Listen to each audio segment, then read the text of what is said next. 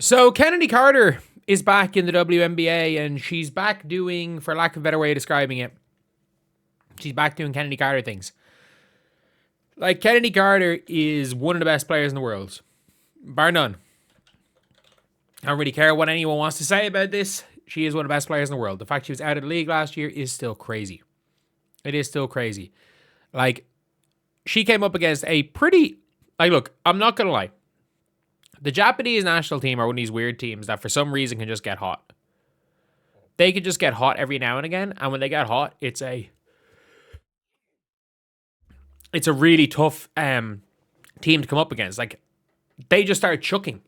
Mai Yamamoto was just launching balls into the sky, and like, it was the most craziest magnet ball ever because of how high Mai Yamamoto released the ball. But if you're looking here how Chennedy Carter plays overall, like, you're looking at it here, going right downhill, Euro step floater. Again, she's going to be hitting them over taller players. This is a team which is one of the fastest teams in the world, the Japanese national team. Driving in, burning everyone. It did not matter. Like, the leading scorer in the game, playing great defense here on Japan, forcing the offensive foul right there. And look, she just was, when I was watching this game, she looked like the best player on the floor. That being said, again, the likes of Jackie Young look great as well.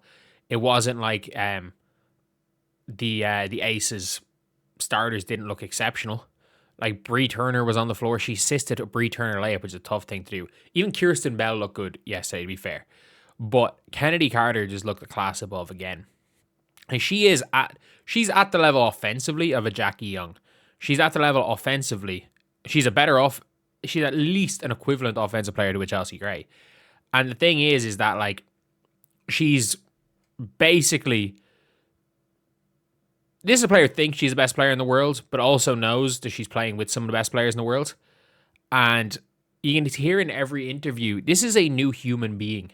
How is she not in the league? I don't know. But this is a new human being compared to the Chennedy Carter that played last year. And I don't think people realize this. This is a different human. This is a person who realized, oh shit, this might be done, and basically just had a damn epiphany. This is one of those situations where it is one of those things where like, she straight up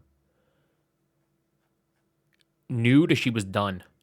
She would have been out of the league if this doesn't go well, and that's it. Like, I don't think she probably thought the Chicago situation didn't go well. There was, from what we saw, there was no locker room issues. It's literally just a case with her in Chicago that Courtney Vandersloot was not going to come back if she was there. Like, by everything we've seen, based on everything we've seen, again, can't be 100% sure of this, but it seems like it was Courtney Vandersloot seems to run the show in that organization, and Courtney Vandersloot did not want Chennedy Carter on the team. And obviously that means that the team lost one of their best players. And like, I remember saying, it was like, oh, they would have got no free agents if Chennedy Carter wasn't on the team last year. I was like, yeah, so give me Chennedy Carter over Courtney Vandersloot and Kia Nurse. Absolutely.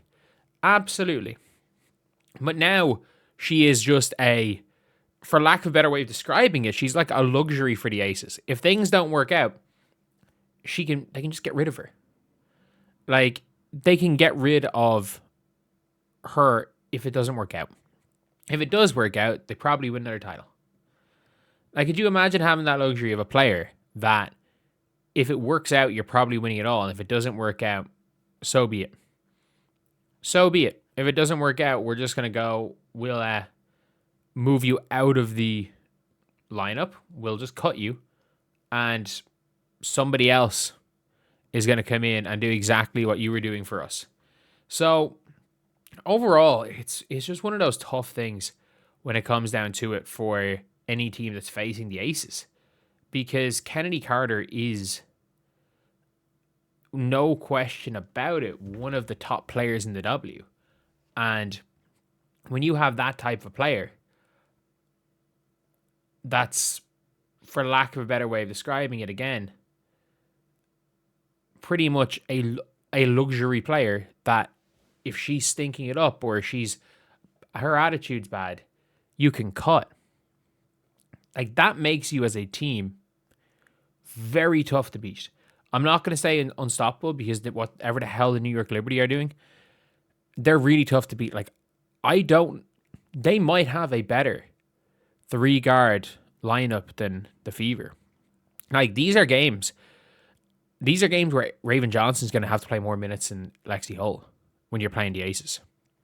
Like, that is a fact.